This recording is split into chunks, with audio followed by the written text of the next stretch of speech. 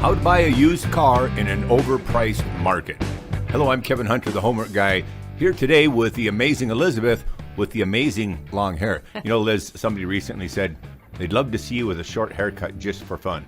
Well, you know what? You know what you don't know is back when I met Liz, she had actually just cut her hair, and so it's all grown out since then. But she had donated her hair to Locks of Love, right? Yeah. Yeah. So very cool. Everybody knows that used cars are way overpriced right now. Our video today is for everyone who is stuck having to buy a car now anyway. And both of us have bought several used vehicles, and our process produces excellent results both when the market is good and when the market is bad. No matter where car pricing is, the steps we'll share with you today are basic common sense techniques. We're going to start by helping you open up your options for finding a good used car. If you're looking for a used car, the first thing you should do is let your friends, family members, and coworkers know that you're in the market for a vehicle. Any one of them could have the vehicle you need. And if you attend a church, you can ask the receptionist or pastor if you can post a notice to the community bulletin board. Give people an idea what you're looking for and how you plan to use it. Be prepared to act on it when a good deal surfaces. They usually don't last long. Keep your options open and don't be overly picky on color or style. You're looking for a good quality vehicle at a good price, and that should be your top priority. And hopefully you actually get an older person to respond to you and offer you one of the cars they have. They're generally well taken care of and maintenance is up to speed and they have lower miles. For example, I bought that 1999 Olds 88 with 91,000 miles on it when the vehicle was about 10 years old. The interior was almost in brand new condition and no one had even sat in the back seat. It had a little hail damage on the outside, which I wasn't concerned about. The Olds 88 had GM's famous 3.8-liter V6 engine. I paid just $1,600 cash for it. The previous owner had tried to trade it in at a local dealer who only offered him $800, and he refused to trade it. And then I put 150,000 miles in the car, only needing to change oil and replace the tires periodically. It drove like a dream, and the insurance was super cheap. That was the burgundy Olds 88, right? Yeah, exactly. I do like my old guy's car. It was extra comfortable. You got it. Now, if notifying your family, friends, and coworkers and church community doesn't bring you any leads, you might want to try one of the local used car lots. Now, there are some types of used car lots that you should avoid at all costs. They are the buy here, pay here lots who will finance anyone who can fog a mirror. If they got signs all over the lot that said, "We finance anyone," walk away. Yeah. Their cars are what Scotty Kilmer refers to as junk iron.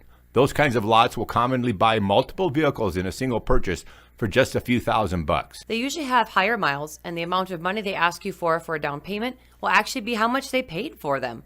So you drive off the lot having already covered their cost, and every extra penny they get out of you in the way of payments is just extra on the top. You miss a payment, and they come to repossess the car and sell it to somebody else. There are also certain types of vehicles you should avoid.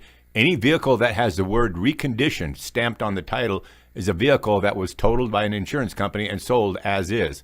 It's a major red flag, and every good mechanic will tell you to avoid them at all costs. They can often have hidden damage even if the car seems solid, and it can be hard to detect even for an experienced mechanic. Now let's move on to the new car dealers that also carry used cars. Beware that you tend to pay more money for a used vehicle at a dealer that also sells the same vehicle new. So a used Ford will be the most expensive at a Ford dealer lot. A used Toyota will be cheaper to buy at a Chevy dealer than it is at a Toyota dealer. So bottom line, look for the used cars that are on the lot of a dealer who doesn't sell them new. The reason for this is pretty simple. A person who's looking for a specific brand of vehicle doesn't tend to shop for it on a different dealer's lot. So that's why a Honda will tend to have a lower resale sitting at a Kia dealer. Of course, when you're shopping on a car lot, you'll encounter the dreaded salesman, but this actually isn't that big of a deal. I've never had a problem with a car salesman, but I always start my car shopping by reminding myself that this person is working for me, and I'm the one who's going to pay them. And I'm picky about who I'm going to work with and who I'm going to pay to help me shop for a car. Now, sure, the salesman's actual paycheck will come from the dealership, but the sale of your vehicle will contribute to that check. Never forget that the number one thing the salesman trains on is how to control you and control the situation. Do not let them do this to you. So what you have to do is put yourself in the driver's seat and stay in control of the buying process. You should be the one leading the situation. Remember that the salesman is working for you, and you can fire them by walking away or by asking for a different salesperson. And you can do it at any time they start to bug you. You can also ask to see a list of aged inventory. The longer a vehicle has been on the lot, the more likely they want to get rid of it. So all of these ideas are centered around opening up your options for finding a good used car that's available at a reasonable price. You should have done your homework in advance so you have a clue what comparable vehicles are selling for. That way you can recognize a good deal when you see it. Also, remember that any car you consider should go through 2 levels of inspection. The first inspection is your own. You don't have to be significantly mechanically inclined to do an effective initial inspection yourself. I'm not a mechanic, but I'll look the car over thoroughly, inside and out. I always check under the hood, look for something that seems like it's worn or out of place. And before I even leave the lot, I fire the car up and listen to it idle while I test the switches inside. I turn on the windshield wipers, hit the spray button, turn on the AC, make sure it blows cold, and the heater to make sure it has heat. I also check the various fan speeds to make sure the blower and the switch are okay. If you have power locks and windows, we'll cycle those too. When you're ready to start driving, do a hard brake stop to make sure the vehicle stops effectively and a hard acceleration to check engine response. Repeat the brake test at a higher speed out on the road to check for vibrations or warped discs.